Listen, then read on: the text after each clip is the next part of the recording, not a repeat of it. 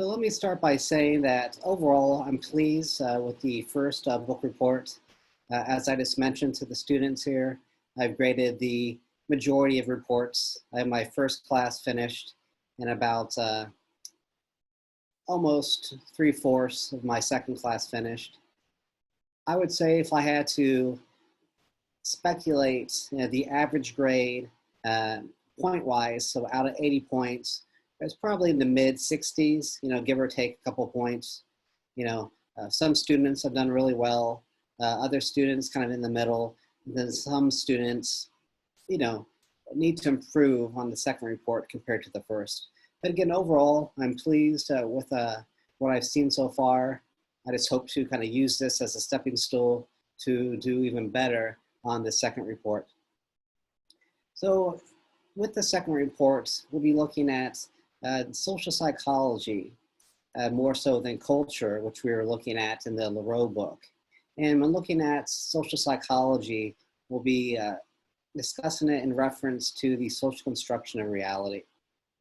So, although the book primarily concentrates on work and also talks a little bit about leisure and play, for the most part, we're going to be approaching the book by looking at how individuals interact with their social spaces.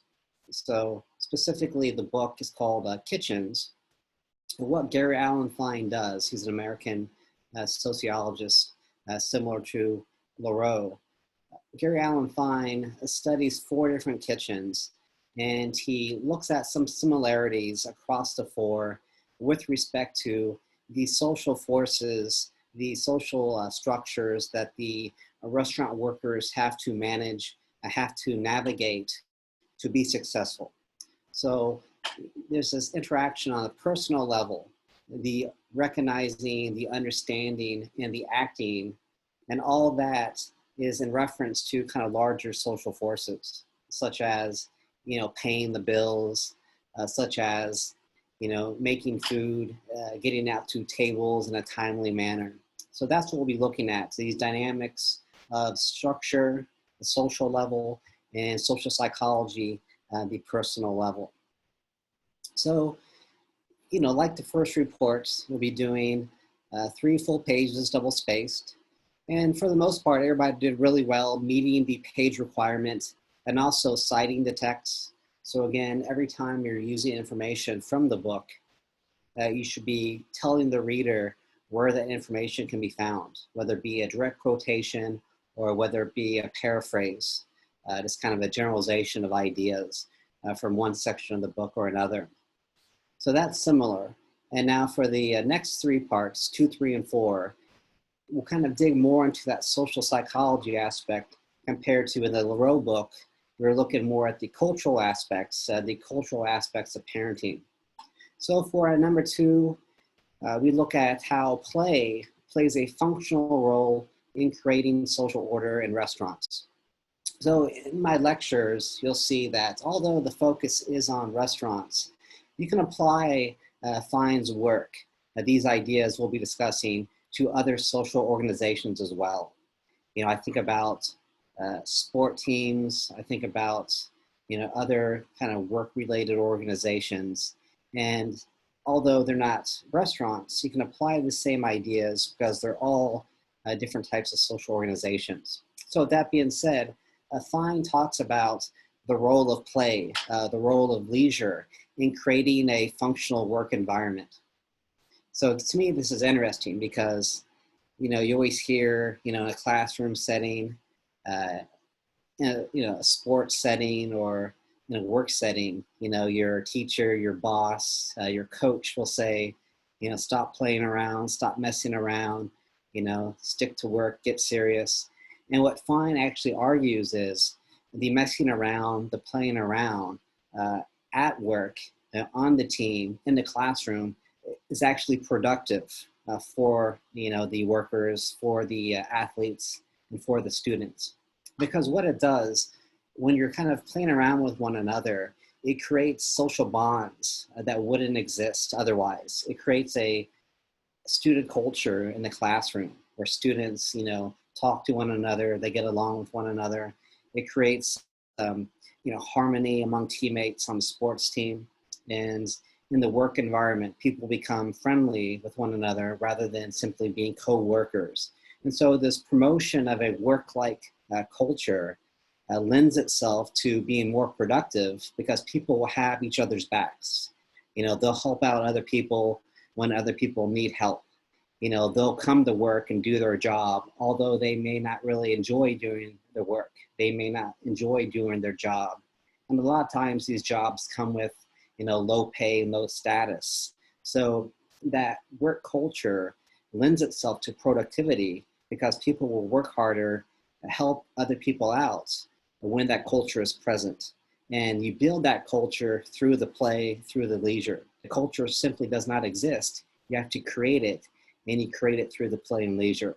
So to me, it's just interesting to kind of read that and say that, yeah, you don't want to mess around too much because that will be dysfunctional, but you want to play around a little bit because it lends itself to being more productive because it provides people that shared work culture. So that's the first part of the paper you're going to get into. And then you have any questions?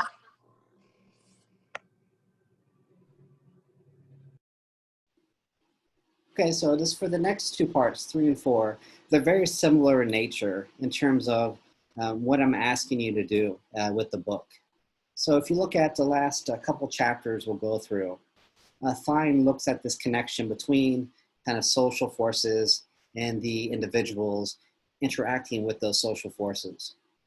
And so Fine says, to be a successful business, to be productive, to be functional, so you can pay your rent, so you can pay your workers, so you can be financially sustainable, you have to navigate certain obstacles. You have to navigate certain limitations that you will see. The limitations are kind of bigger than you. So you will kind of have to try to get around these obstacles. And so that's what he looks at. What are these obstacles and how do people get around them? Again, connecting kind of the social, the limitations, the obstacles with the social psychological, recognizing what the limitation is and recognizing different strategies to get around them. So for number 3, we're focusing primarily on economic limitations. So there's kind of the financial barriers that come with the restaurant business, that comes with any social organization within the business world. So I want you to identify specifically 2 different economic limitations. And then with those limitations, what are the different strategies that people use to get around them, to navigate them? Because when you get around them properly, you can be successful. But when you can't navigate them, when they are always kind of butting heads in the way, then that's when you're going to start to lose money. And when you're losing money, your business is not going to be sustainable in the long term. And so likewise for 4, we're looking at 2 different limitations that can be barriers that can hinder businesses from being successful. But here we're looking at what we call aesthetic limitations. And these are limitations that are not financial, but more about the kind of standards of the restaurants, the standards of the workers in the restaurant, the standards of the customers. So what are some aesthetic limitations that workers need to navigate to be successful? So for example, one aesthetic limitation often for a chef or for a cook is the type of food. So some types of food sell really well, but some chefs, some cooks really don't like putting that on the menu. So I have a friend here that owns a restaurant downtown, and he was dead set when they opened a few years ago not to have chicken and waffles on their menu. It is, although chicken and waffles always sell really well, especially for the type of restaurant that he runs, he just said, I don't want to do that. That's been done to death. I want to do something different. Eventually, over time, when they needed to get a little bit of an increase of sales, what was put on the menu chicken and waffles. So here he had to compromise. He had to compromise with his own taste. You know, his tastes were kind of a mismatch with the customer taste. So he said, okay, I can't be stubborn about it. You know, if I want to get good sales, make customers happy, I'll put it on the menu, even though I may not want to put it on the menu myself. So that's kind of the obstacle. Sometimes you have one idea of what should be served, and sometimes the customer base has a different idea. So you have to come to some sort of compromise. Otherwise, the sales will decrease, the customers may not return. So that's what we're looking at, you know, navigating those social forces, whether the social forces be financial or aesthetic in nature, and then also looking at how play at work creates a functionality. And you'll come up with 2 examples of that process of how play at work can be functional for the organization as a whole.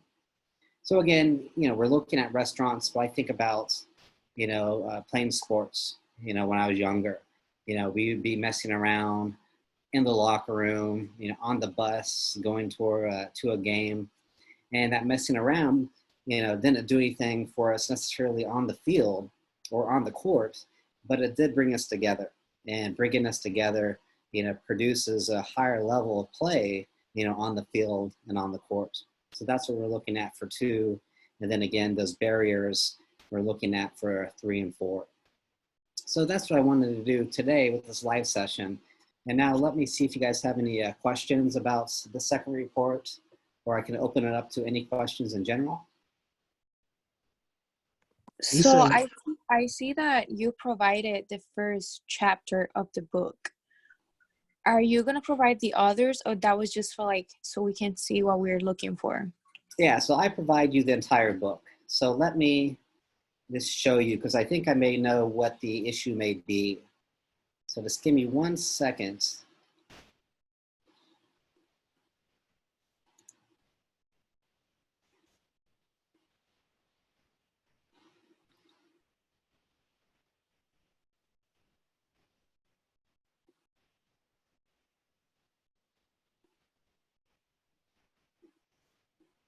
So let me share my screen again.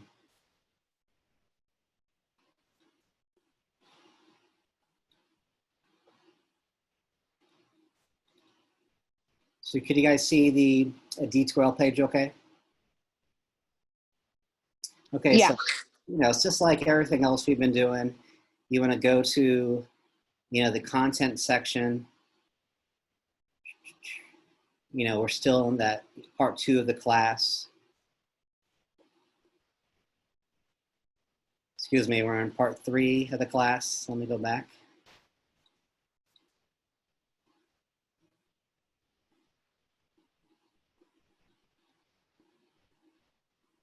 So yeah, we're in part 3. And then again, like everything else, it's up there, the lectures, the different assignments, the guidelines for the book report. So here, you know, I think this is what I thought I would see. So all you need to do is go down to the tab at the bottom, load more. And if you click that, you'll see the other readings and the other lectures I've done so far. So you have to buy the first and the last book, but the second one I provide to you on D2L. Okay, thank you. You're welcome. So anything else?